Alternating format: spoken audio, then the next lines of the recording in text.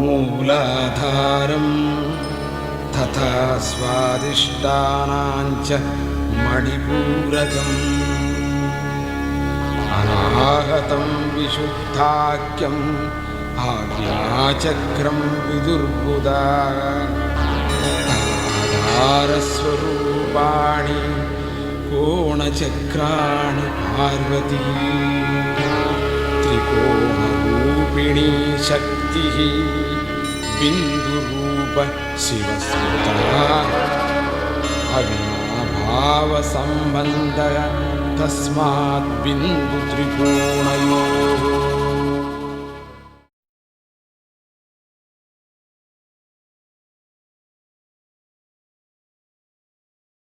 పద్మాసనం వేసుకోండి, లేక సుఖాసనం వేసుకోండి.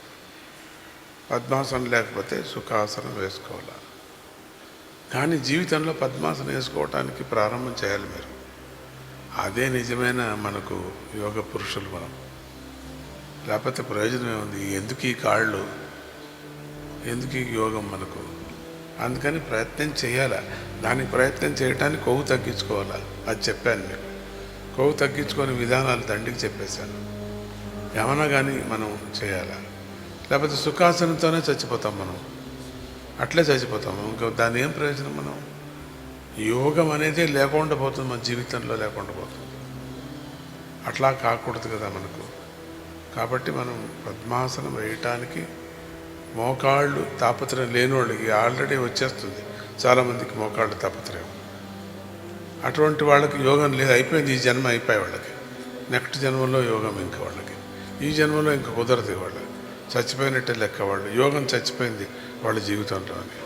కావాలంటే కూర్చొని వినొచ్చు అంతే, యోగంలో పార్టిసిపేట్ చేయవచ్చు అంతేగాని పద్మాసనం లేక సుఖాసనం స్ట్రిక్ట్ అంతే. ఇది దానికి ఎగ్జంప్షన్ లేదు. దానికి సుఖాసనం కూడా ఏదో మనం చెప్పుకున్నాం అంతేగాని సుఖాసనం కూడా చెప్పడు దాంట్లో, యోగంలో చెప్పరు. నీకు సుఖాసనం లేక పద్మాసనం లేకపోతే నువ్వు వదిలేసే. యోగం ఉంది నీకెందుకు యోగము? ఏదో వ్యాపారం ఏదో చిల్లరంగడి పెట్టుకొని బతుకుంటా అట్లనే చెప్పేస్తారు, ఫినిష్. దానికి ఇది ఎగ్జంప్షన్ లేదు దానికి. కాబట్టి స్వామీజీ మనకేం చేశారంటే సుఖాసనాన్ని చెప్పారు. ఏమంటే ధ్యానానికి ముఖ్యమైనటువంటిది మనము పద్మాసనం లేదు కాబట్టి సుఖాసనం వేసుకోమని చెప్పారు. అది మనకి ఇక్కడ వచ్చి అంతే. మనకు ఎగ్జంప్షన్ ఇచ్చారంటే మన అదృష్టం అంతే. ఆ ఆసనం వేసుకోండి. ఇప్పుడు సుఖాసనం వేసుకోండి. ఎట్లా పడితే అట్లా కూర్చోవటమే సుఖాసనం. సుఖాసనం అంటే దానికి ఏం పద్ధతులు లేవు. ఇప్పుడు నేను కూర్చున్నాను, ఇది కూడా ఒక సుఖాసనమే. కావలసిగా నేను కూర్చున్నా, ఇది కూడా ఒక సుఖాసనమే. చెయ్యి ఇట్లా పెట్టుకొని కూర్చోవటం కూడా ఒక సుఖాసనమే. కుదిరిన తర్వాత మెల్లగా చెయ్యి తీయాలి, నిదానంగా చెయ్యి తీయాలి. తీసి ఇట్లా పెట్టుకోవాలి, నిదానంగా తీయాలి. అది కూడా ఒక సుఖాసనమే కదా. అందుకని ఇది కూర్చోవటం నేర్చుకోవాలి ఫస్ట్. నేను కూర్చోనే లేనండి, దొంగనే లేనండి అంటే వాళ్ళు ఇంకా జీవితంలో యోగం లేదు వాళ్ళకు. వాళ్ళు ఇంకేదైనా ఒకటి చిన్న వ్యాపారం పెట్టుకోవాలంతే. ఆధ్యాత్మికంగా వాళ్ళు భక్తి నేర్చుకోవాలంతే. యోగంలో లేని వాళ్ళు భక్తి క్రియలో వెళ్ళాలంతే. యోగ క్రియ లేని వాళ్ళకి భక్తి క్రియ ఉంది కదా, వెళ్ళాలా. భక్తి క్రియ వెళితే జ్ఞానం వస్తుంది, జ్ఞానక్రియ. అంతవరకు జ్ఞానం రాదు. ఈ మెట్లు అంతే. ఇది ఫస్ట్ మెట్లు మనకు యోగము, మనసు నిలిచటానికి. ఇది నేరుగా యోగంతో జ్ఞానానికి వెళ్ళిపోవచ్చు. కానీ జ్ఞానానికి వెళ్ళాలంటే మనం ఈ యోగం లేకపోతే భక్తి మార్గంతోనే వెళ్ళాలి జ్ఞానానికి, లేకపోతే వెళ్ళలేము మనం. అందుకని యోగ మార్గంలోనే మనకు జ్ఞాన మార్గం సంప్రదిస్తుంది. అందుకని యోగాన్ని పట్టుకున్నారు జనం అందరూ. అందుకని స్కూళ్ళల్లో పిల్లలకి మనం నేర్పించాలి, లేక మన పిల్లలకి నేర్పించాలి. ఈ యోగం నేర్పిస్తే కొంచెం ఒళ్ళు వంగితే చాలు. యోగము మరి యోగంతో పాటు మనం బ్రీతింగ్ ఎక్సర్సైజు నేర్చుకోవాలి. ఇంతవరకు బ్రీతింగ్ ఎక్సర్సైజు చిన్న వంగే విధానమైనటువంటి చేతులు కాళ్ళు కంట్రోల్ కొంచెం రావాలి. మనం ఎట్లా పడితే అట్లా వంగించాలి. ఫస్ట్ యోగంలో మనం ఆహారాన్ని కంట్రోల్ చేయటం. యోగం బాగా చేస్తామంటే నిద్ర కంట్రోల్ అదంతగా అయిపోతుంది. మీరు నిద్ర కంట్రోల్కి ఏమీ చేయాల్సిన పనిలే, యోగం చేస్తే చాలు. అదంతకదే సరిపోతుంది. సో దాంతోపాటు మీరు అత్యంత సులభంగా జ్ఞానాన్ని సంపాదన చేయొచ్చు దీంట్లో. అంటే ధ్యానాన్ని సంపాదన చేయొచ్చు, మనస్సు నిలిపేది సంపాదన చేయొచ్చు. ఎంత తొందరగా మీరు దగ్గరికి రావచ్చు అంటే యోగంతో పాటు మీరు జ్ఞానాన్ని సంపాదన చేయొచ్చు. సో ఇది మనకు ఫస్ట్ జ్ఞానానికి మనం వెళ్ళాలంటే భక్తి, జ్ఞానము, వైరాగ్యం అని చెప్తారు. ఈ భక్తి నేర్చుకోవాలి. పోనీ అట్లీస్ట్ యోగానికి అభ్యాసం లేని వాళ్ళు ఇవన్నీ చేయటం, ఈ ఆసనాలు చాలా మంచిది, నేను చేస్తుండే ఆసనం ఇది సుఖాసనం కింద లెక్క వచ్చినప్పటికి కూడా ఈ కొన్ని మసిల్స్ పనిచేస్తున్నాయి, ఇక్కడ పనిచేస్తాయి, హిప్పు ఇక్కడ పనిచేస్తున్నాయి. ఇది ఈ పాదం మాత్రం పెట్టుకునే విధానం నేర్చుకోండి. ఇట్లా పెట్టుకోవాలి, ఇట్లా పెట్టుకోకూడదు, ఇట్లనే పెట్టాలి. మడత పెట్టుకోవాలి, కాలు మడత పెట్టుకోవాలి, ఇది ఇట్లా పెట్టాలి. ఇట్లా పెడితేనే దానికి యోగాసనానికి ఒక ఇది ఎట్లా కూర్చున్నా కూడా సుఖంగా అనిపిస్తుంది మనకు. ఇది సుఖం కాదు, ఇది కాసేపటికి సుఖం కాదు, ఇది ఇక్కడ నొప్పి వస్తుంది, ఇక్కడ పర్వాలేదు. అట్లా లెఫ్ట్ రైట్ చూరి కూర్చోవాలి. ఇది మనకు సుఖాసనం కింద ఒకటి లెక్క ఇది. కానీ ఇది సుఖాసనం అనుకున్నాం మేము, చాలామందికి సుఖాసనం లాగా ఉంటుంది. సుఖాసనం కాదు ఇది, ఆసనమే, ఇది ఒక ఆసనం. ఇటు లెఫ్ట్ రైట్ చేంజ్ చేసుకోవాలి మనం. ఇది ఎంతసేపు అయినా కూర్చోవచ్చు, చాలామంది అభ్యాసం చేయవచ్చు. కానీ ఇది ధ్యానానికి పనికిరాదు. సుఖాసనం కింద వచ్చినప్పటికి కూడా ధ్యానానికి పనికిరాదు ఇది. ఎందుకంటే ఫ్లో ఇట్లా పోతూ ఉంటుంది. సుఖాసనం అంటే కాళ్ళే మడచాల్సిందే, తప్పదు అది. సుఖాసనం లెక్క ఉన్నప్పటికీ కూడా ధ్యానానికి పనికిరాదు అది. ధ్యానానికి పనికి రావాలంటే ఇదే వేయాలి మీరు, ఇదే చేయాలి. ఇది సుఖాసనం. ఇట్లన్నా పెట్టుకోవచ్చు, ఇట్లన్నా పెట్టుకోవచ్చు, ఇట్లన్నా పెట్టుకోవచ్చు, మీ ఇష్టం. పద్మాసనం వేయటం చాలా ముఖ్యము, లేక ఒకదాని మీద ఒకటి పెట్టుకోవటం ఇంకా ముఖ్యము, ఇంకా మంచిది. ఏమి పద్మాసనం చాలా అత్యుత్తమైనటువంటిది. దీనికి ఇంక ఎగ్జాంప్షన్ లేదు. ఇది దీనికి ఇట్లా పెట్టుకోవటం, లేక అట్లా రైట్ అయినా చేయొచ్చు, లేక వంచాల, కీళ్ళను వంచి పెట్టాల. సాయంత్రం రాత్రంతా నొస్తుంది. మందేం కాదు కదా ఇది, మంది కాదు కదా ఇది, మనం తీసుకోం కదా దీన్ని, ఇక్కడే వదిలేసిపోతాం కదా. మన సొంతమా ఇది? మంది సొంతం. మనస్సుకి మాట్లాడుతున్నా నేను మనసుతో మాట్లాడుతున్నా. మీరు మీ బాడీ మీ అడ్రస్తో నేను మాట్లాడటం లే, మనసుతో మాట్లాడుతున్నా. మందే ఇది, మరి పోతుంది, అదేమవుతుందో చూసుకున్నాం. మంది కాదు ఇది. నొప్పి అని ఎందుకంటారు? మంది కాదు అది. అందుకని సుఖాసనం ఏదన్నా ఒకటి వేసుకోండి. సుఖాసనంతో ఇప్పుడు దీర్ఘమైనటువంటి ఉచ్ఛ్వాస నిశ్వాస క్రియలు పెట్టుకోండి. నేను వచ్చాను ప్రారంభంలోనే అదే చేశాను. చేస్తూ మనస్సుని పూర్తిగా దేని మీద కూడా మళ్ళకోకుండా చూసుకోండి. మొత్తం ఈ రెండు కళ్ళు ముక్కు మీద, ఈ కొస మీద పెట్టండి. దృష్టి నిలపండి. అట్లంతా పోతూ ఉంటుంది, అది పోకుండా నిలపండి. ఇక్కడ గుడ్లు అట్లు ఇట్లు చూస్తాయి, చూడకుండా సహజమైనటువంటి ప్రాణాయామాన్ని చేస్తూ దాన్నే చూడండి.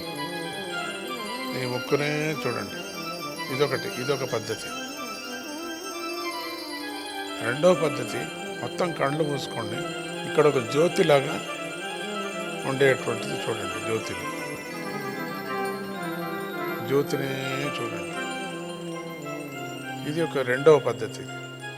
ఇక మూడవ పద్ధతి, అత్యంత ఉత్తమమైనటువంటి పద్ధతి. హృదయంలో మధ్య భాగంలో ఒక దీపంలాగా, ఒక పదార్థం, దీపంలాగా ఒక చిన్న పదార్థం, అత్యంత సూక్ష్మమైనటువంటి పదార్థం, అంగుష్ట ప్రమాణంతో ఉండేటువంటి ఒక పదార్థం, ఒక వస్తువు మాదిరిగా ఉండేది. ఇంకా చిన్నదైనా పర్వాలేదు, అంగుష్ట ప్రమాణమే కావాలి. చిన్నపిల్లలు 10 రోజులైన పిల్లలు పుట్టినటువంటి అంగుష్టం ఎంతుందో అంత ప్రమాణంలో చూడండి. 10 రోజుల లోపల ఉండేటువంటి చిన్న పిల్ల చేతి అంగుష్టము ఎంత ఉందో అంత మాత్రమే ఆ ప్రమాణంలో అక్కడ ధ్యానం చేయండి. మనసునంతా అక్కడ పెట్టండి. సహజమైన ప్రాణాయామం చేయండి. ఇదే ధ్యానం. నిరంతరంగా దాన్నే చూడండి. ఊపిరి శబ్దాన్ని వింటూ ఉండండి. పక్క శబ్దాలు ఏది వినొద్దండి.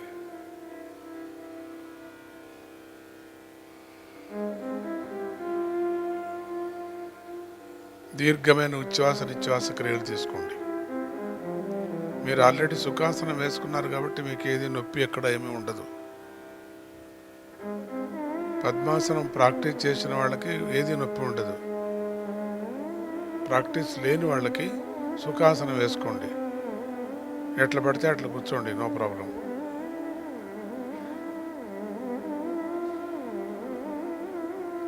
ఇప్పుడు కాళ్ళు నొప్పి మీద పెట్టద్దండి మనస్సు.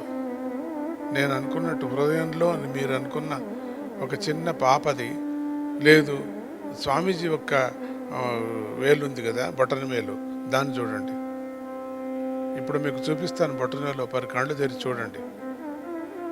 Please open your eyes and then you look at Swamiji's finger.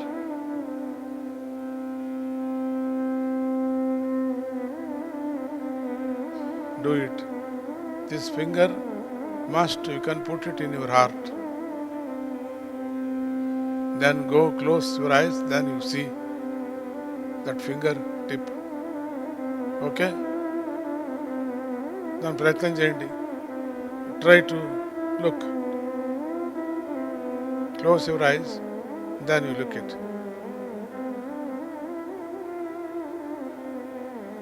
And సహజ ప్రాణాయామ. దాన్నే బొటన వేలే చూడండి. ఇంకెవరి ప్రమాణం వద్దు, స్వామీజీ ప్రమాణం పెట్టుకుందాం. అది బెస్ట్. అది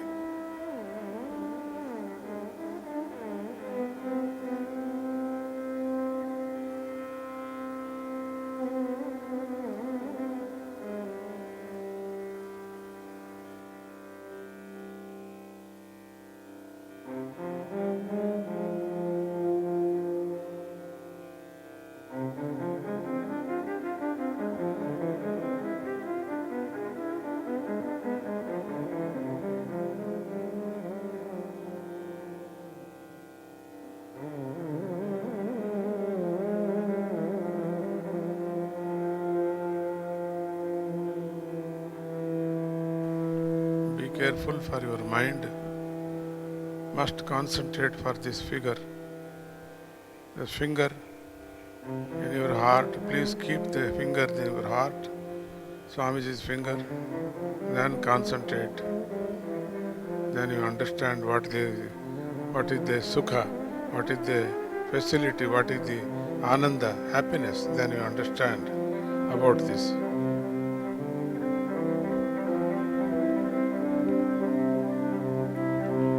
No mantra, nothing. That fingertip only small finger.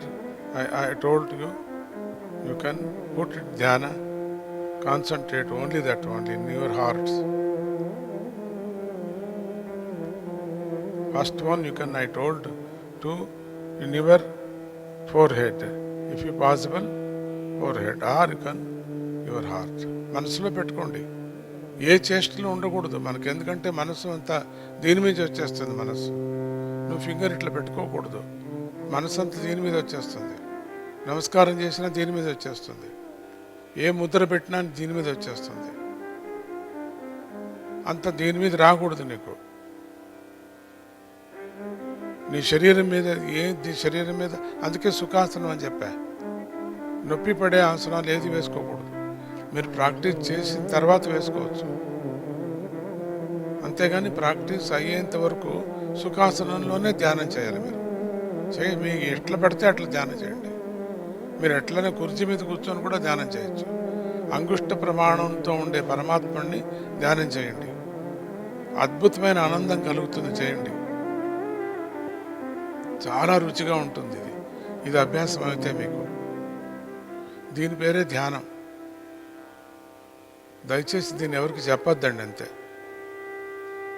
చెప్తే ఎనర్జీ పోతుంది మీ నుంచి. don't tell anybody, because this is only sacred and secret. It is only for you only. I given like Upadesham today. It is the secret of Bhagavatam, the secret of Dhyana, the secret of meditation. It is not easy task. It looks easy, but you must practice like this.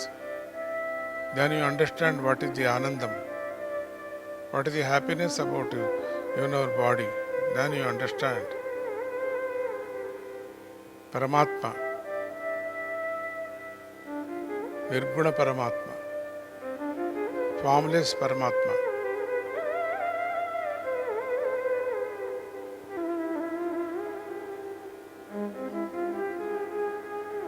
There was no name, there was no color.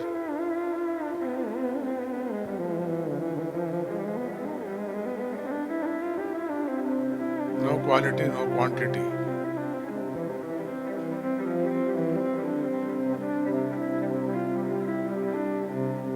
It is not a stone, it is not a water, it is not a fire, it is not a akasham. Nothing.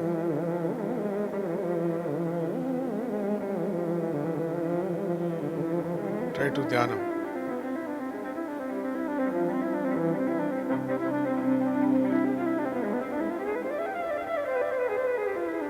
దీన్ని మీరు practice చేస్తూనే ఉండాలి. హరి ఓం తత్సత్. దీన్ని ఎప్పుడూ practice చేయాలి. ఇండ్లలో మీరు మెడిటేషన్ నుంచి బయటికి రాలేరు మీరు. అది అంత ఆనందంలో మిగిలిపోతుంది మీ మనస్సు. If you once you started, once you practice this one, you can't get out. మీరు బయటికి రాలేరు మీరు. అంత ఆనందంలో మునిగిపోతుంది మనస్సు. అదే కనపడుతూ ఉంటుంది ఎక్కడ వెళ్ళినా కూడా. అదే ఫింగర్ కనపడుతూ ఉంటుంది. స్వామీజీ బొటనవేలే కనపడుతుంది. నేను చెప్పకూడదు అట్లా. స్వామీజీ బొటనవేలని చెప్పకూడదు, పరమాత్ముడిది అది. మీకు ఎందుకంటే మీరు నా మీద ఇష్టం కాబట్టి నా బొటనవేలు అని చెప్పాను, తప్పితే ఇంకేం లేదు. పరమాత్ముడి యొక్క అంగుష్ట ప్రమాణం అది. అంగుష్ట ప్రమాణంతో ఉండినటువంటి పరమాత్ముడు.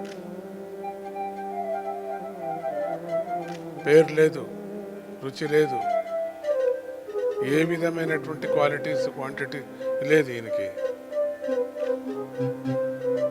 దీన్నే చూస్తూ ఉండాలి ఎప్పుడు. కొంతమంది ఏదీ లేని జవాబుదారి లేని బ్రహ్మచారులు ఉన్నారు. వాళ్ళకి ఎంత యోగమో ధ్యానం చేసుకొని నిలిచిపోవచ్చు. ఇక ఈ ప్రపంచం వ్యవహారం మాట్లాడకూడదు. ఈ భావన నాకు అయింది, ఈ కలవరింపు నాకు వచ్చింది, అదంతా ఏమీ లేదు దీనికి. ఏ విధమైన మాటలు లేవు. శరీరం బతకాలి కాబట్టి ఏదైనా తినాలి అంతే, తప్పితే ఇక ఏ విధమైనటువంటి హర్షడ్వర్గాదులు ఏమీ దగ్గరికి రాకూడదు, రావు. ఈ నొప్పి ఆ నొప్పి, ఏ శరీరంలో ఏ పార్ట్ పడిపోయినా మంది కాదు అది, నమ్దల్లాదు, మంది కాదని అనుకోవాలా. అప్పుడే ధ్యానం కుదురుతుంది, లేకపోతే కుదరదు. చాలామంది ధ్యానం కుదరదంటే మీరు చేయరు సరిగా. దాని ట్రిక్స్ తెలియదు. ఈరోజు చెప్పాను మీకు ఆ ట్రిక్స్. ఇంతకన్నా యోగం మీకు ఈ సందర్భంలో నేను చెప్పలేను. ఈ 3 రోజుల్లో కలిగేటువంటి యోగం మొదటి రోజే, మొదటి సెషన్కే మీకు కలిగిపోయింది. మిమ్మల్ని కలిగించేశారు. దాన్ని ఉపయోగించుకోండి. దాన్ని వచ్చిందని నోటితో చెప్పడం కాదు, ప్రాక్టికల్గా మీకు రావాలా. ఊరికి వాళ్ళకి చెప్పుకోవటం కాదు, బాగుందండి ఇచ్చారండి. మీరు ధ్యానం చేసిన తర్వాత చెప్పండి నాకు ఎంత ఆనందపడుతున్నారో, ఎంత ఆనందంగా ఉన్నారో మీరు. ఆ సాక్షాత్ విష్ణుదేవుణ్ణి, పరబ్రహ్మ స్వరూపుణ్ణి మీరు ధ్యానం చేస్తున్నారు. ఆయన విష్ణువు కూడా కాదు, పరబ్రహ్మ కూడా కాదు, ఆయన ఎవరూ కాదు, శివుడు కాదు, ఎవరూ కాదు, అతీతమైనటువంటి వాడు. వాడిని ధ్యానం చేస్తున్నాం మనం. మనకిచ్చిన శరీరం ఇచ్చిందే ధ్యానానికి ఇచ్చారు. మనమంతా మిస్యూజ్ చేసుకున్నాం. మిగతా దాంట్లకు వాడుకున్నాం, సంసారానికి వాడుకున్నాం, కామక్రోధ శరీరంలో పుట్టే కామక్రోధాలకు వాడుకున్నాం, సిగ్గు లేకోకుండా మనం ఆకలి దప్పులకు వాడుకున్నాం. ఆకలి అయితే తినటం, దప్పి అయితే తాగటం, నిద్ర వచ్చిందంటే నిద్రపోవటం, అన్ని వర్గాలు పూర్తిగా వాడుకున్నాం మనం. శరీరాన్ని నాశనం చేశాం, మనస్సు నాశనం అయిపోయింది. ధ్యానం ఎట్లా కుదురుతుంది? గురువుని ఆశ్రయించండి, నేను చెప్పిన మాట వినండి, మీకు కుదురుతుంది. ఇంతకన్నా నేను ఎక్కువ చెప్పలేను, నా దద్దరిల్లుతుంది నా మనస్సు, నా ఒళ్ళు అంతా కూడా. మీకు రాని ఆ ఆనందం మీకు మిగలని మీరు ఆనందపడండి. ఆ ధ్యానం చేస్తుంటే మనస్సు నెమ్మదిగా ఉంటుంది. ఇప్పుడు మీకు కొంత నాడీ శుద్ధి వ్యాయామంలో సెకండ్ స్టేజ్ ఇది చూపిస్తాను. ఇది చాలా పూర్వకాలం యొక్క యోగం. ఇది ఇప్పుడు ప్రచలితలో లేదు. ఇది మళ్ళీ ఇప్పుడిప్పుడే మళ్ళీ ప్రచలితలో వస్తూ ఉన్నది. బయట దేశం వాళ్ళు చాలా వరకు చేస్తున్నారు దీన్ని. అంటే చాలా చాలా సులభమైనటువంటిది. ఎంత సులభమో ఈ తలకాయలో చాలామందికి ఒక మత్తులాగా వస్తూ ఉంటుంది అప్పుడప్పుడు. అది రెండోది, తల చెడినప్పుడు ఒక మాదిరిగా కోపాలు ఎక్కువ వస్తుంటాయి. మరి చాలా తల చెడిపోయిందా అనే విధంగా మాట్లాడుతూ ఉంటారు, నొప్పి చేస్తూ ఉంటారు. మరి అవయవాలకి ఏ పార్ట్ అవయవాలకి రక్త ప్రసారణ ఎట్లా జరుగుతుంది అనేది ఈ యొక్క యోగంలో తెలుస్తుంది. హోల్ బాడీ మొత్తం రక్త ప్రసారం, ప్యూరిఫికేషన్, బ్లడ్ని ఎట్లా ఉంచవచ్చు అనేది ఈ యొక్క వ్యాయామంలో వస్తుంది. కంటికి కానీ, పంచేంద్రియాలకు కానీ, మరి మన జ్ఞానేంద్రియాలకు కానీ మంచి వ్యాయామం దొరుకుతుంది. ఇది ఎప్పుడో పూర్వం ఉంది అది, మళ్ళీ ఇప్పుడు కొంత ప్రచారానికి వస్తూ ఉన్నది. అందుకని అటువంటిది ఆ పూర్వంది మనం ఎందుకు వదులుకోవాలో? మనం కూడా ప్రాక్టీస్ చేయాల్సిందే. మనం దాన్ని చేయాల్సింది. దాన్ని లుక్స్ వెరీ సింపుల్గా కనపడుతుంది, కానీ సింపుల్ కాదు. అది చాలా ఎఫెక్టివ్గా ఉంటుంది. అది కళ్ళంతా చల్లగా ఉంటాయి. రెండు ఫస్ట్ తలకాయ బాగుంటుంది. తర్వాత సడన్గా తల తిప్పి కింద పడేవాళ్ళు కూడా దీనికి పనికి వస్తుంది. ఇది నేను చెప్పే ఆసనం. ఇది నాడీ శుద్ధి. తర్వాత బ్యాడ్గా ఉండేటువంటి బ్లడ్ అది ఉంటుంది కదా, అది కూడా శుద్ధమవుతుంది. అది కూడా ఈ కిడ్నీ పాడైపోయిన వాళ్ళకి పాడైపోతుందేమో అనే భయం రాకోకుండా ముందుగానే ప్రికాషన్ లాగా ఈ వ్యాయామం చేస్తే కిడ్నీ పాడైపోదు. మరి దాని జతకి ఎక్కువ మనం నీళ్లు కూడా తాగుతూ ఉండాలి. ఇది ఒక చిన్న వ్యాయామం లాగా నేర్చుకుందాం. కానీ ఆ పార్ట్స్ని మాత్రం దాన్ని అందరూ జ్ఞాపకం పెట్టుకోవాలి. ఈ పార్ట్స్లో స్వామీజీ చేస్తున్నారని అన్ని పార్ట్స్ తర్వాత రాసి పెట్టుకోండి. మీరు రాసి పెట్టుకుంటే అది బాగుంటుంది. అది అంటే కేవలం రక్త శుద్ధీకరణం ఇది ఒకటి. తర్వాత రక్త ప్రసారం ఎట్లా బాగా జరుగుతుంది అనటానికి హై బీపీ, లో బీపీ వాళ్ళకి చాలా మంచిది. హై బీపీ, లో బీపీ వాళ్ళకి మంచిది. తల తిక్కబట్టిన వాళ్ళకి చాలా మంచిది. సడన్గా కోపం వచ్చే వాళ్ళకి చాలా మంచిది. తర్వాత బ్లడ్ ప్రెషర్ ఎక్కువ, అది కిడ్నీ ప్రాబ్లం వాళ్ళకి చాలా మంచిది. ఇది మరి నిద్రలేమి, చాలామందికి నిద్రనే పట్టదు, వాళ్ళకు కూడా చాలా మంచిది. అది ఇక దాన్ని మీకు ఇప్పుడు చెప్తాను, తర్వాత రాసుకోండి. ఫస్ట్ చూడండి ఓపారి, ఫస్ట్ ఓపారి చూసేసి మీరు కూడా చేయండి నాతో. చేస్తే అప్పుడు చాలా ఈజీ, ఇది చాలా ఈజీగా ఉంది. నాతో ఓపారి చేశారంటే మీకు జ్ఞాపకం ఉంటుంది. అది